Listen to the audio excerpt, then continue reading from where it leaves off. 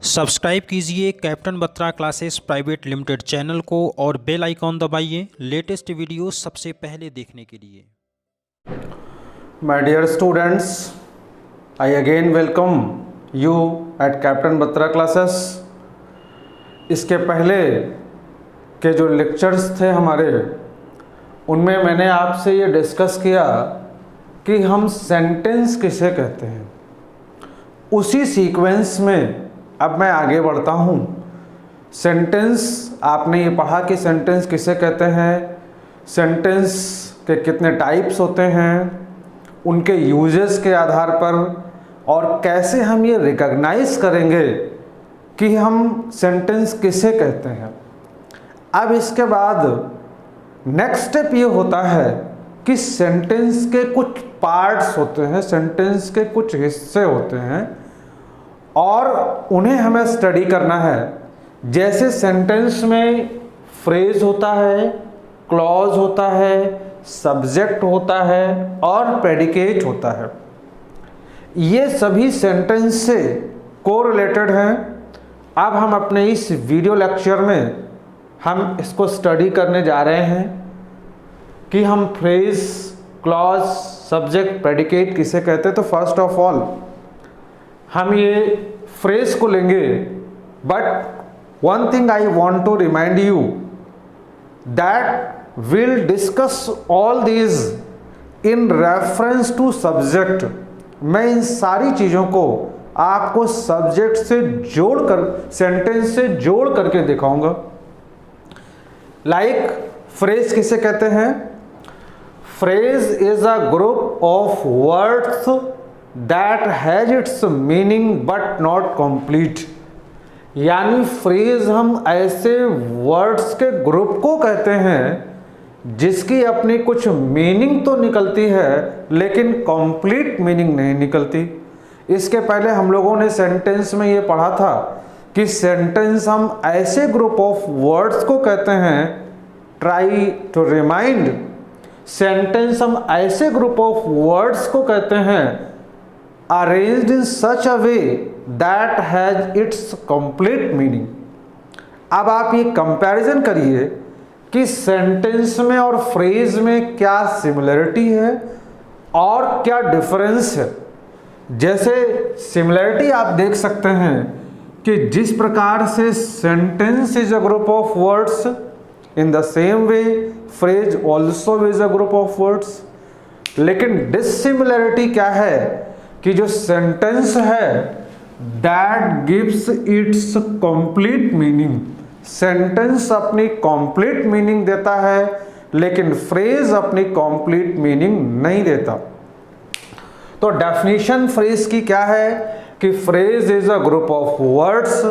Phrase हम ऐसे शब्दों के समूह को कहते हैं, ऐसे वर्ड्स के ग्रुप को कहते हैं जो अपनी कुछ मीनिंग तो देता है लेकिन अपनी कंप्लीट मीनिंग नहीं देता। ये सेंटेंस का पार्ट हुआ करता है, सेंटेंस का हिस्सा हुआ करता है। जैसा हम लोगों ने पहले डिस्कस किया कि जितने ये लिखे हैं सब्जेक्ट, क्लॉज, फ्रेज, ये सभी सेंटेंस के पार्ट्स हैं, सेंटेंस के हिस्से। आप हिंदी में इसकी मीनिंग भी जान सकते हैं, इससे भी आपको आइडिया मिल सकता है।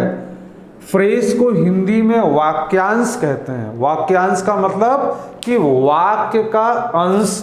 जैसा हम लोग डिस्कस कर रहे हैं कि फ्रेज वो किसी सेंटेंस का पार्ट होता है। तो हम अब इसके एग्जाम्पल में आते हैं। जैसे the sun rises in the east.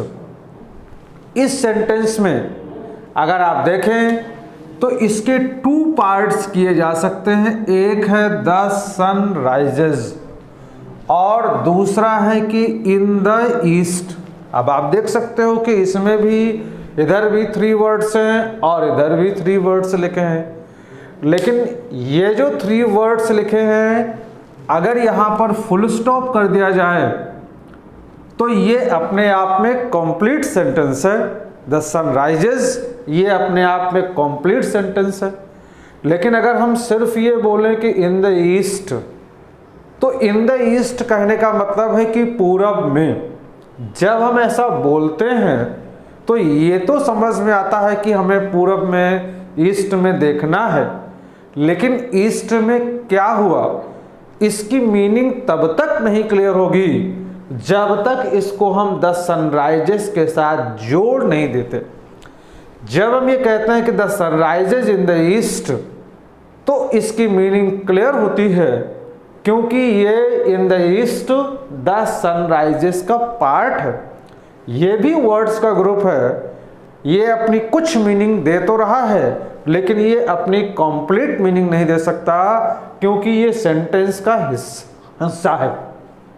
इस प्रकार से phrase is a group of words that has its meaning but not complete, जिसकी कुछ मीनिंग तो होती है लेकिन कंप्लीट मीनिंग नहीं होती। नेक्स्ट एग्जांपल है I went for a walk. I went for a walk को टू पार्ट्स में डिवाइड कर लेते हैं। आई वेंट में हमने फुल स्टॉप कर दिया और एक पार्ट है फॉर अ वॉक। अगर हम देखें तो आई वेंट ये अपने आप में कंप्लीट मीनिंग देता है, आई वेंट मैं गया, ये it gives it's complete meaning. लेकिन अगर हम सिर्फ ये बोले कि फॉर अ वॉक, तो ये अपनी कंप्लीट मीनिंग नहीं देता। तो जो फॉर अ वॉक लिखा है या ऊपर ये जो आपका इन द ईस्ट लिखा हुआ है, इसको आप फ्रेज कह सकते हैं। क्यों? क्योंकि ये सेंटेंस का पार्ट है, सेंटेंस का हिस्सा। इस प्रकार से फ्रेज हम ऐसे वर्ड्स के ग्रुप को कहते हैं जिसकी अपनी कुछ मीनिंग तो होती है, लेकिन इसकी अपनी कंप्लीट मीनिंग नहीं होती, ये सेंटेंस का हिस्सा होता है। Now we come on the next point, that is clause. Phrase के बाद अब हम क्लॉज में आते हैं कि क्लॉज किसे कहते हैं। तो क्लॉज को अगर हम हिंदी में लिखें तो क्लॉज मीन्स उपवाक्य, यानी ये क्लियर है कि ये वाक्य का कोई सब डिवीजन है, लेकिन ये इंग्लिश लैंग्वेज पर टोटली ये फिट नहीं है। ये हिंदी ट्रांसलेशन जरूर है, क्योंकि इंग्लिश लैंग्वेज में जितने सेंटेंसेस हम बोलते हैं, चाहे वो अपनी कंप्लीट मीनिंग दे या वो अपनी कंप्लीट मीनिंग ना दे, जितने भी सेंटेंसेस हम बोलते हैं, all the sentences are called clauses. सभी सेंटेंसेस को हम क्लॉजेस बोलते हैं। तो ये कहना कि क्लॉज का मतलब उपवाक्य है, जैसे अगर हम ये कहें कि आई वेंट फॉर अ वॉक, ये पूरा सेंटेंस एक क्लॉज है, तो ये उपवाक्य कैसे हो गया? तो this is not the correct thing कि हम इसका ट्रांसलेशन उपवाक्य करके समझें। इसको हम इसी प्रकार से समझें कि क्लॉज की डेफिनेशन इंग्लिश में है क्या। क्लॉज का मतलब ये है कि clause is a group of words. Clause हम ऐसे ग्रुप ऑफ वर्ड्स को कहते हैं, ऐसे शब्दों के समूह को कहते हैं, which has its separate subject and predicate, जिसका अपना अलग से सब्जेक्ट होता है और अलग से उसका अपना प्रेडिकेट होता है। फ्रेज से और इन दोनों में डिफरेंस ये है कि फ्रेज भी वर्ड्स का ग्रुप है और क्लॉज भी वर्ड्स का ग्रुप है, लेकिन क्लॉज का अपना सब्जेक्ट और प्रेडिकेट होता है, जबकि फ्रेज के साथ ये कंडीशन नहीं। तो इन दिस वे क्लॉज की डेफिनेशन ये है कि क्लॉज हम ऐसे वर्ड्स के ग्रुप को कहते हैं जिसका अपना अलग से सब्जेक्ट हो और प्रेडिकेट हो। तो अब हम एग्जाम्पल देखते हैं, जैसे आई वेंट फॉर अ वॉक, दूसरा है व्हेन द सन रोज।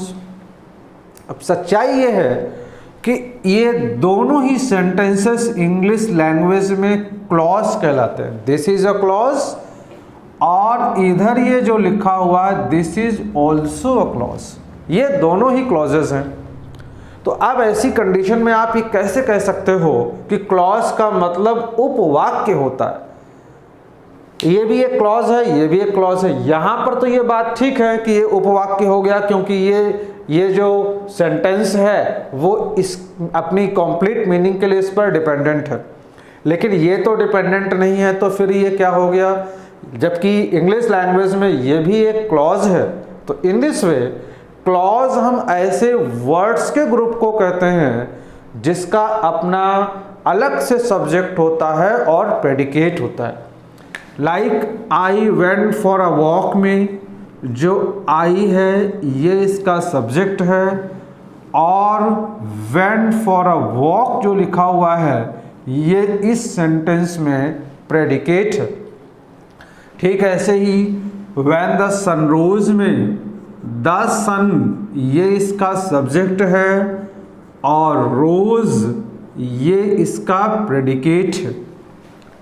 अब उपवाक्य के हिसाब से अगर आप समझें तो जब आप ये कहते हैं कि व्हेन द सन रोज, जब सन निकला, अगर किसी से आपने कहा कि व्हेन द सन रोज, जब सन निकला, तो आपसे पूछता है कि भाई जब सन निकला तो क्या हुआ, यानी ये जो आपका पार्ट लिखा है ये अपनी कंप्लीट मीनिंग नहीं दे रहा। जब आप इसको इसके साथ जोड़ देते हैं तो ये अपनी कंप्लीट मीनिंग देने लगता है। I went for a walk when the sun rose. लेकिन इंग्लिश लैंग्वेज में इसका बेसिस ये है कि ये अपनी कंप्लीट मीनिंग क्यों नहीं दे रहा है। इसका आधार उपवाक्य होना नहीं है, इसका आधार ये है कि ये एक प्रिंसिपल क्लॉज है और ये एक सबऑर्डिनेट क्लॉज है, लेकिन हैं ये दोनों क्लॉजेज ही। तो इन दिस वे क्लॉज हम ऐसे वर्ड्स के ग्रुप को कहते हैं जिसका अपना अलग से सब्जेक्ट हो और अलग से प्रेडिकेट हो। अब हम अगला एग्जाम्पल देखते हैं। नेक्स्ट एग्जाम्पल ये है कि my friend got injured while he was crossing the road. अब इसमें सेंटेंस के टू पार्ट्स हैं। माई फ्रेंड गॉट इंजर्ड, इसमें my friend this is subject here, ये माई फ्रेंड सब्जेक्ट है। गॉट इंजर्ड ये यहाँ पर प्रेडिकेट है और ये अपने आप में कंप्लीट मीनिंग देता है। लेकिन while he was crossing the road, अगर हम किसी से कहें कि while he was crossing the road, जब वो रोड क्रॉस कर रहा था, तो अगला व्यक्ति हमारे से ये पूछेगा कि जब वो रोड क्रॉस कर रहा था तो भाई क्या हुआ, यानी ये अपनी कंप्लीट मीनिंग नहीं देता। But this is also a clause. तो in this way while he में जो ही सब्जेक्ट है और जो was crossing the road लिखा हुआ है दिस इज द प्रेडिकेट। तो इन दिस वे क्लॉज हम ऐसे वर्ड्स के ग्रुप को कहते हैं जिनका अपना अलग से सब्जेक्ट होता है और अलग से प्रेडिकेट होता है। But you will have to keep in your mind that all the sentences that are used in English language they all are clauses. सारे सेंटेंस जो इंग्लिश लैंग्वेज में यूज होते हैं वो सभी क्लॉजेस के फॉर्म में ही होते हैं। Now we come to the next point, subject. Subject भी सेंटेंस का पार्ट होता है। सब्जेक्ट किसे कहते हैं?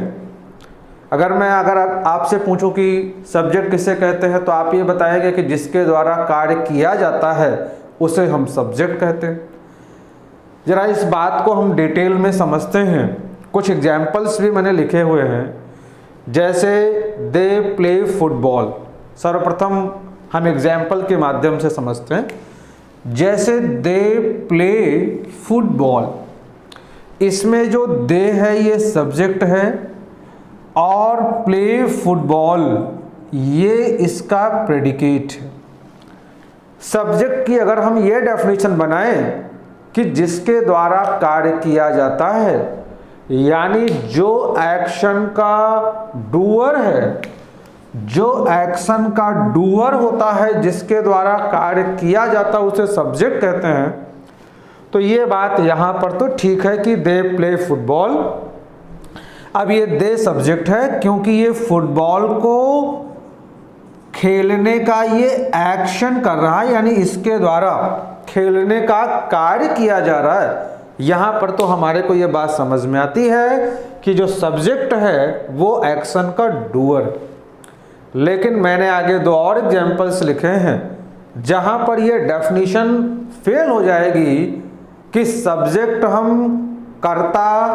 हम कार्य को करने वाले को कहते हैं। जैसे आई एम अमित, अब here I is subject, am is the verb and Amit is complement. अब इसमें जो आई है वो सब्जेक्ट है, लेकिन क्या आई के द्वारा कोई एक्शन, कोई कार्य किया जा रहा है? अगर आई के द्वारा कोई कार्य नहीं किया जा रहा है तो फिर ये सब्जेक्ट कैसे हुआ? मीन्स टू से सब्जेक्ट की यह डेफिनेशन गलत है, अपूर्ण है कि जिसके द्वारा कार्य किया जाएगा वही सब्जेक्ट है। सब्जेक्ट की डेफिनेशन आपके सामने लिखी है कि subject is the part of sentence. Subject हम सेंटेंस के उस पार्ट को कहते हैं, सेंटेंस के उस हिस्से को हम सब्जेक्ट कहते हैं। वी आर स्पीकिंग और टॉकिंग अबाउट, जिसके बारे में हम बात कर रहे होते हैं। अब इस डेफिनेशन को आप यहां पर रखें। जैसे they play football, they play football में हम फुटबॉल की बात नहीं कर रहे हैं, हम प्ले की बात नहीं कर रहे हैं, हम ये कह रहे हैं कि दे प्ले फुटबॉल, यानी वो फुटबॉल खेल रहे हैं। Here we are talking about दे।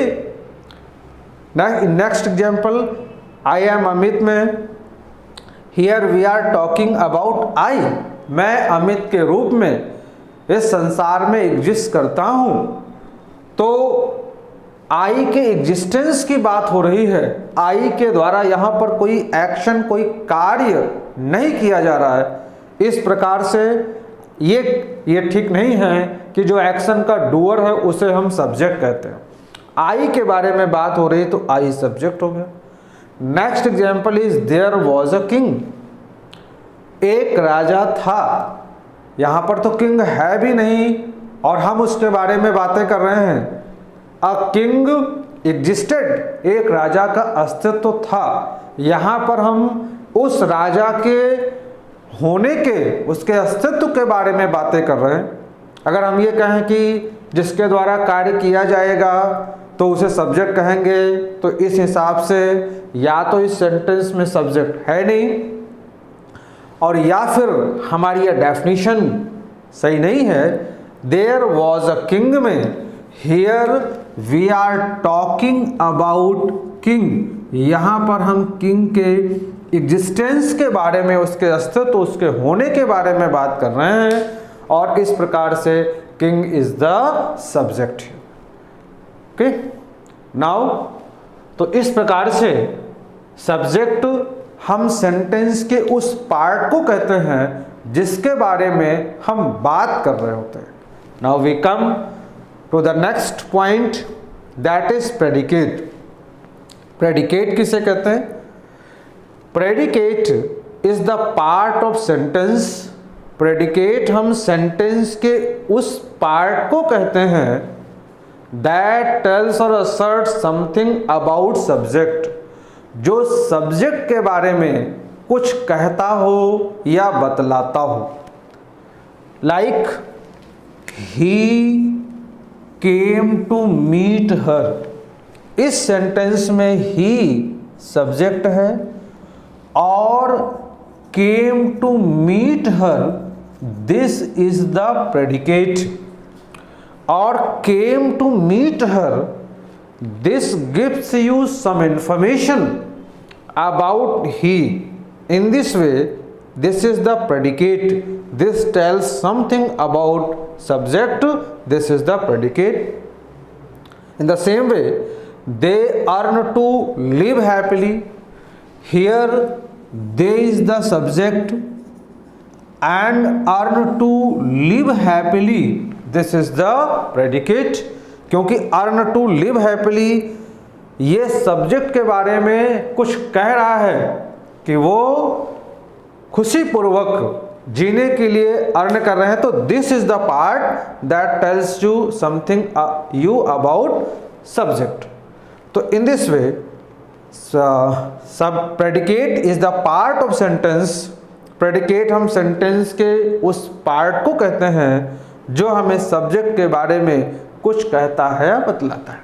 तो इस प्रकार से अपने पिछले लेक्चर को आगे बढ़ाते हुए, जिसमें पहले हमने सेंटेंस डिस्कस किया, उसके टाइप्स डिस्कस किए, उनके यूजेस डिस्कस किए, उससे आगे मैंने आपको सेंटेंस के जो पार्ट्स होते हैं उन्हें बताया कि फ्रेज किसे कहते हैं, क्लॉज किसे कहते हैं, सब्जेक्ट किसे कहते हैं और प्रेडिकेट किसे कहते हैं, कैसे आप इनको रिकॉग्नाइज करेंगे। These are the basic things, ये हमारे बेसिक कॉन्सेप्ट होते हैं जो हमें ग्रामर में एंटर करने से पहले हम इन चीज़ों को डिस्कस करते हैं। तो I hope that all of you will be benefited by this effort. Thank you, my dear students.